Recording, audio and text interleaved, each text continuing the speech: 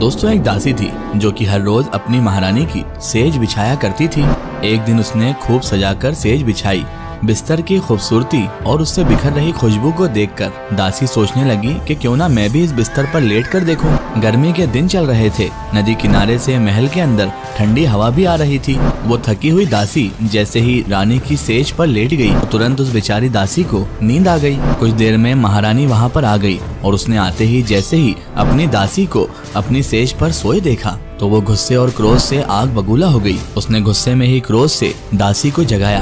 दासी बेचारी अपनी महारानी को देखकर डर के मारे थर-थर कांपने लग गई। सजा देने के लिए महारानी ने उसे कोड़े लगाने की सजा सुनाई और उसे कोड़े लगाने शुरू कर दिए। 2-4 कोड़े अभी दासी को लगे ही थे, तब तक दासी पीड़ा से रोती करांचती और दया की भीख मांगने लगी, लेकिन रानी ने उसकी एक न सुनी। उसके बाद दासी एकाएक जोर जोर से हंसने लगी। महारानी को बड़ा आश्चर्य हुआ। उसने दासी से हंसने का कारण पूछा कि आखिर तुम हंस क्यों रही हो। दासी कहने लगी, महारानी जी मेरी गलती माफ हो, मगर मुझे इस बात पर हंसी आ रही है कि मैं थोड़ी सी देर के लिए इस पलंग पर सो गई, जिसके बदले मुझ पर इतने बेभार से कोड़े पड़ रहे हैं। जो इस बिस्तर पर हर रोज सोता होगा उसको कितने कोड़े पड़ेंगे और उसकी क्या हालत होगी। कहते हैं कि ये कहानी एक अंग्रेजी अफसर सप्रू साहब को उसके सेवक मनोहर नाई ने सुनाई थी। कहानी सुनकर सप्रू साहब तुरंत ही सब ऐशो आराम, सब मालो दौलत छोड़कर फकीर बन गए, जो खटखटा बाबा के नाम से बहुत मशहूर हुए और इसी नाम से जाने गए।